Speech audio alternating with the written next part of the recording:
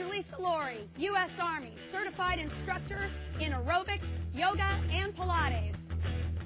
And we're here to get you fit for duty!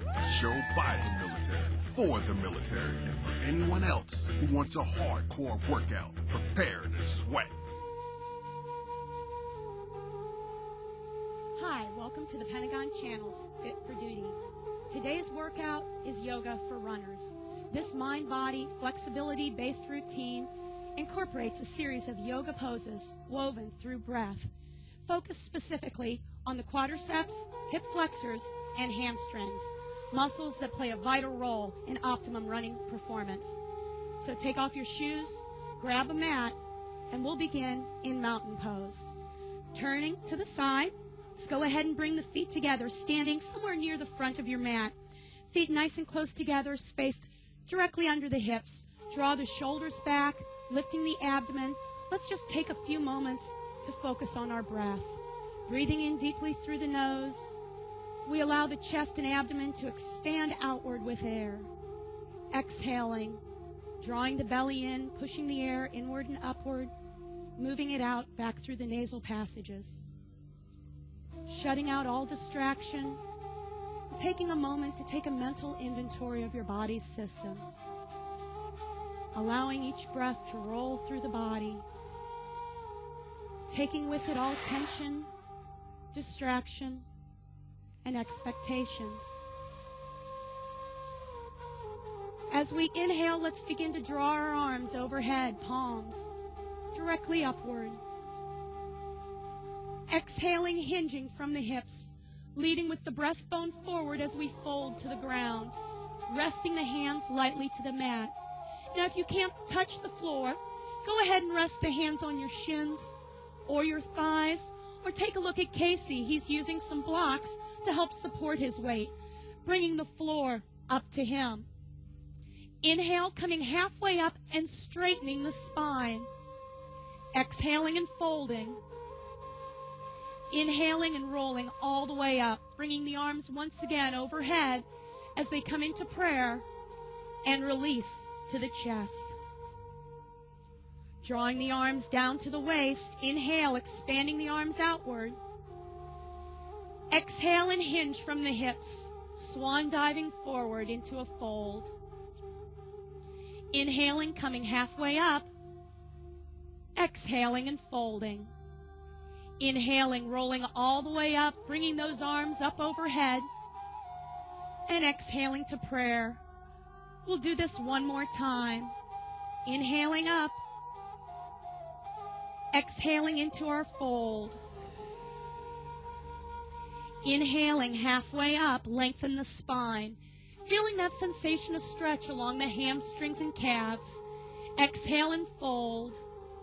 Inhale all the way up. We're fusing the breath with the movement of the body. Exhale to prayer, developing that mind-body connection. Inhale up. Exhale, fold. Let's add on just a little bit more. Step your right leg back into a low lunge.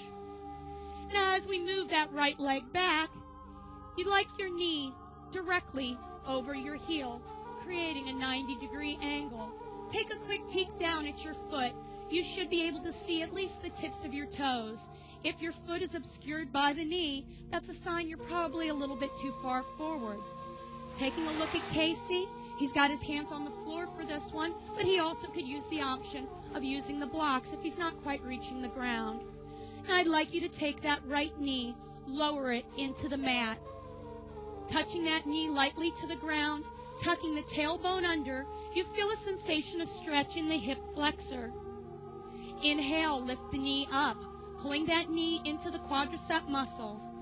Exhale, drop the knee. Inhale, lifting up again. Exhale, drop the knee. Resting the top of the right foot to the mat, peel the chest away from the thigh and bring the arms overhead to half warrior. Holding here for a few cycles of breath. As you tuck the tailbone under, you should notice a deep, intense stretch right there through the hip on the right side. How does that feel, Doris? Great. Not forcing the stretch, but just gently embracing the movement, letting that hip open up. Now let's lower the arms to the ground. Shifting our weight back, keeping an extended left leg. Shift back into that right foot, keeping the buttocks lifted, the left leg extended. If you'd like to take this a little deeper, walk those hands a little further over the leg. And you should be feeling that sensation of stretch in the hamstring of that left extended leg. Now let's shift our weight forward, coming back to that lunge, curling the right toes under, lift the knee away from the ground, pushing into the ground with the hands, step the left foot back into a modification of downward facing dog with your knees bent. Slowly lower the left heel into the mat, straightening the left knee, keeping that right foot grounded, keeping it back. Now shift sides, dropping the right heel into the mat, bending the left knee.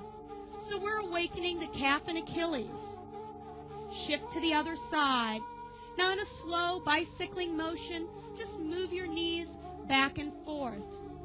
Just like you're walking up a flight of stairs or pedaling a bicycle. Take a little time on each side and embrace that sensation of stretch, really opening up the calf and Achilles. If you are able to, take a look at Steve as he rolls his heels back into the mat, into downward facing dog. Can you do that for me, Steve? And there we go. You'd like to keep a nice straight spine, pushing the chest inward, drawing it through the arms. Wonderful. If this is not quite for you, just continue that bicycling movement. Now let's step the right leg forward, creating that 90-degree angle once again. As we slide the left leg in slightly, rotating the toes out to 2 o'clock on a clock. Using your arm for support, walk yourself up into a standing position and bring the arms overhead into Warrior One. Holding that lifted position, keeping the hips parallel to one another. If you find that left hip kind of spirals backward, maybe take a little bit narrower stance, shimmying that back leg in a bit. Warrior pose is a powerful pose. It's strength building. It's also an amazing hip opener. It builds quadricep and hamstring strength as well. How are we doing? Wonderful. Let's keep that up there. You can choose to arch the back a little bit more by lifting the breastbone. Now releasing the arms, pushing into this right foot. Lift the left knee up to hip level. Just a little bit of balance. Balance is very important. It teaches you how to self-correct if you're about to fall, which helps minimize injury. And it also creates core strength. Now let's lower that left leg to the floor. Repeating that on the other side. Inhale, lifting up. Exhale and hinge forward. Inhale, halfway up. Exhale and hinge. Left leg stepping back as we come into that low lunge on the other side. The right knee directly over the heel. Take a quick peek at your form. You should have the top of your foot visible. Push a little bit back into the ball of the left foot and lift the kneecap into the thigh muscle to activate the quadricep. Now let's lower that left knee into the mat. Exhale and bring it up. And again, the knee drops to the mat. Exhale and lift. Now our last one, the knee rests to the floor. The left top of the foot touches the mat as we peel our chest up into half warrior once again, tucking that tailbone under, pushing the pelvis forward, opening up that hip. The hip flexors do play an important role in running, so you should really take care to develop that flexibility. In our lives, we don't do a lot of lateral activities. So over time, you're going to find that your hips start getting a little tighter. That range of motion gets a little bit smaller and smaller over the years. And by the time you're in your 80s, you're stuck in a walker, and nobody wants that. Now let's lower those hands to the floor and begin shifting our weight back as we pull the stretch into that hamstring, leaning out over that leg, keeping the buttocks lifted. Try not to sit into the heel, so that's going to hyperextend that knee joint, and over time, it'll create injury. Lengthening the torso over the thigh as if you were trying to pull the tip of your rib cage over your knee. Shifting your weight forward, lifting the knee up, stepping the right foot back, returning to downward facing dog. Remembering you can take the modification, keeping that bicycling movement, or you can roll into a full downward facing dog. It's not quite a push-up. You want the buttocks nice and high in the air. So Casey, you're looking good, but I'd like you to shimmy your feet a little bit closer in. Walking them in, bringing them even. Take that left leg and lift the buttocks way into the air. Don't be shy. You're among friends. It's okay. Continue holding. Continue holding. Really opening up the back of the legs. Now how about we step that left foot forward? Sliding the right foot in, peeling the chest up, moving into Warrior One, and just holding here. Now we're going to continue holding this pose through the break. Tucking that tailbone under. Great. And you keep doing it at home.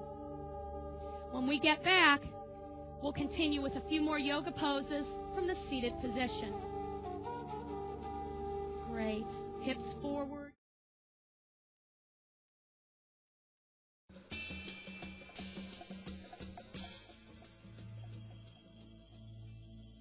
Hi, welcome back to Fit for Duty, Yoga for Runners. We're starting off this session in the seated pose, easy pose as it's known in yoga. Crossing your legs right in front of left. Let's take a big breath in, bringing those arms up overhead. Exhale, dropping the left arm to the floor, gently leaning to the right, feeling that sensation of stretch through the side body. Trying not to push into the ground, but allowing your rib cage to lift naturally into the air. Inhale, arms up, and exhale, dropping the right arm, pushing into the left side of the sit bones. Inhale up, exhale down. So we're just gently moving laterally from right to left, awakening the rib cage, awakening the obliques, the transverse abdominals. The core plays an important part in running, keeping our chest upright, supporting the back. So it's important that we incorporate a little back flexibility into our yoga.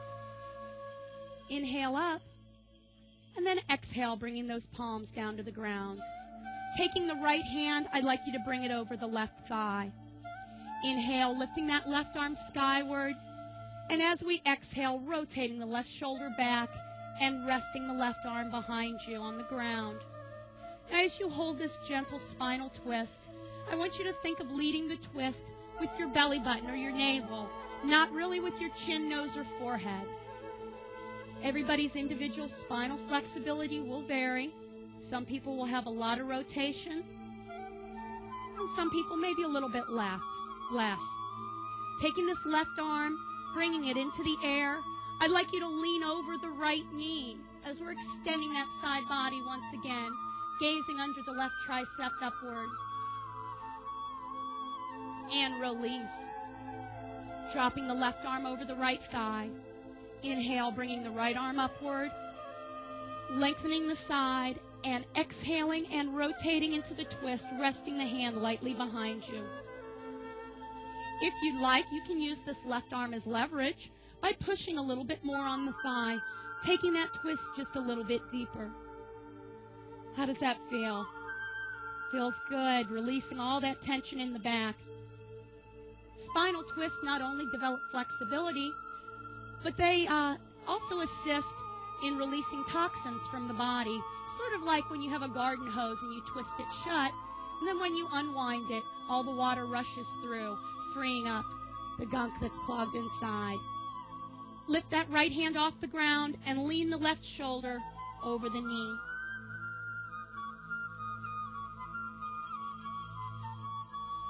Drawing that right shoulder back just an inch or two more as we feel that extension in the body.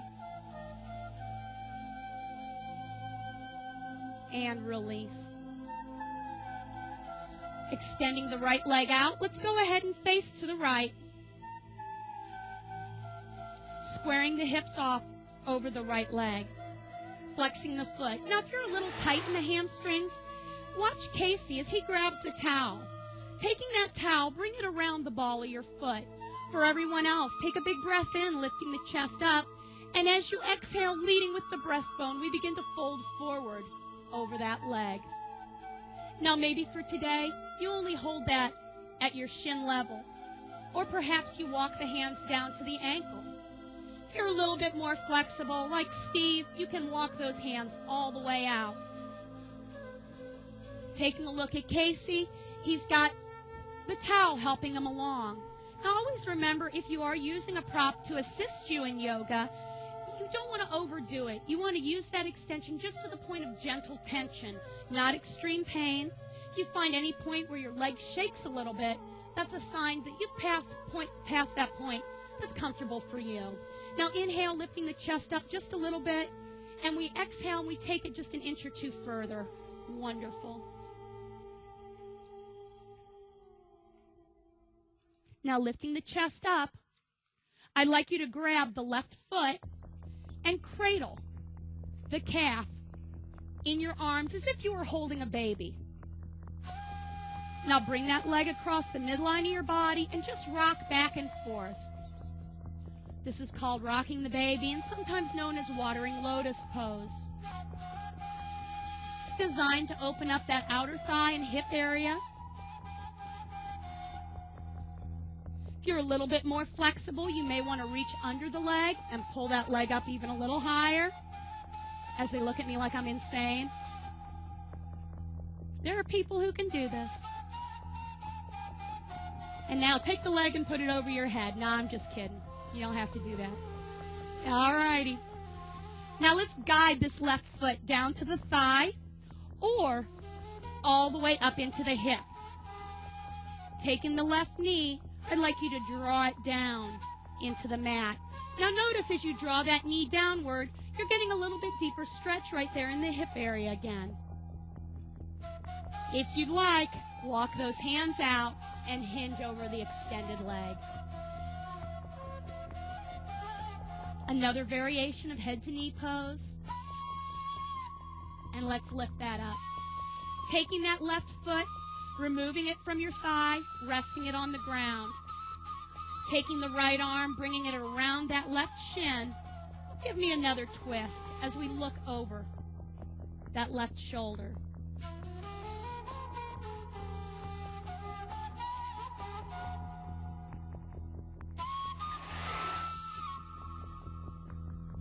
With each cycle of breath, we take that twist an inch or two deeper, releasing tension,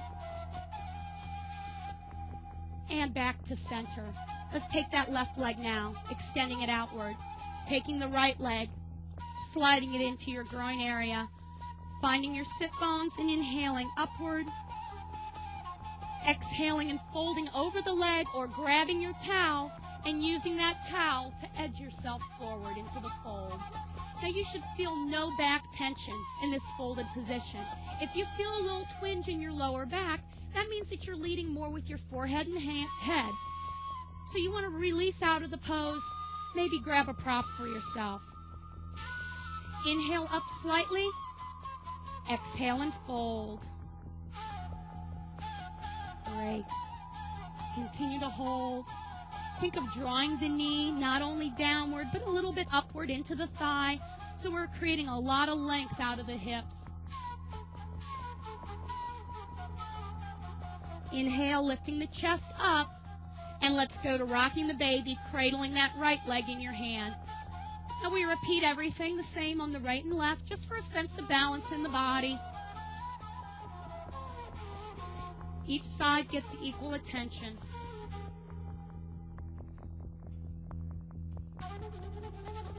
All right, let's guide this right foot down to the thigh or wedging the foot all the way up into the hip socket. and drawing that right knee into the floor. You can choose to push just a little bit, but don't force it, and certainly don't push onto your knee joint. You want to touch a little above the knee or below the knee on the calf. Rolling that left foot skyward just a little bit, keeping the knee oriented parallel to the ceiling. Whenever you like, you can roll over that extended leg, feeling a deep sensation of stretch in that hamstring once again.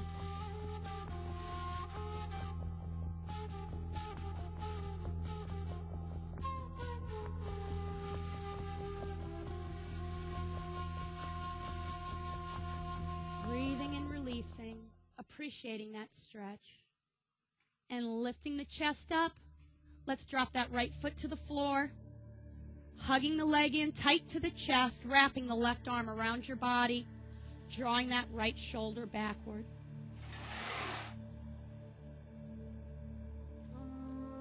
So you find a nice straight line. Both hips are grounded. If you find that when you do these twists, you have one side that kind of pops a little in the air, just due to a little tightness in the hip, you may want to think of taking a small book or a block and sliding it under that gap between your buttocks and the floor.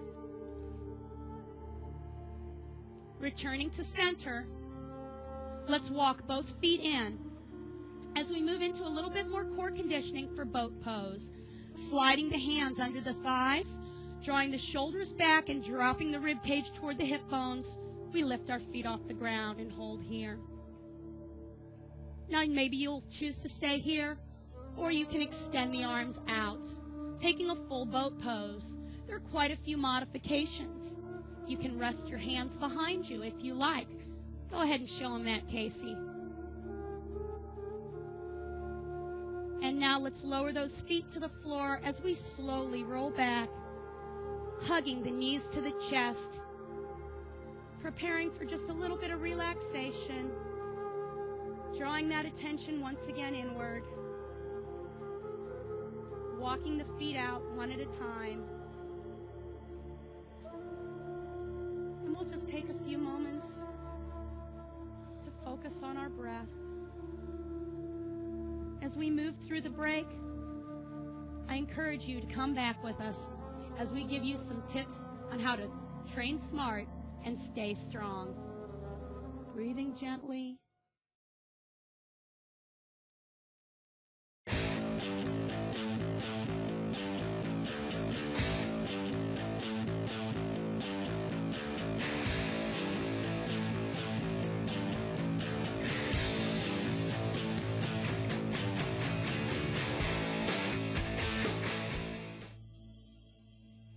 I'd like to thank Bowling Air Force Base and my amazing fitness team, and you return to us next time as we get you fit for duty.